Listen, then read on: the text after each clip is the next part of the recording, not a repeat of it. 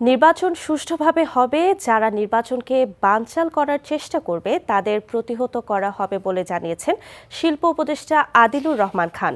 মাদারীপুরের মঠের বাজার এলাকায় জুলাই আন্দোলনে নিহত শহীদ নাইমুর রহমানের কবর জিয়ারত শেষে তিনি এসব কথা বলেন। এর আগে উপদেষ্টা শহীদ মামুনের কবর জিয়ারত করেন, জুলাই স্মৃতিস্তম্ভে ফুল দিয়ে শ্রদ্ধা জানান। এ সময় উপদেষ্টা বলেন, সরকার চেষ্টা করছে বাংলাদেশের মানুষকে নিরাপত্তা দেওয়ার জন্য। দেশের মানুষ আগামী নির্বাচন যাতে সুষ্ঠুভাবে হয় সেজন্য সহযোগিতা করবে বলেও আশা প্রকাশ করেন তিনি।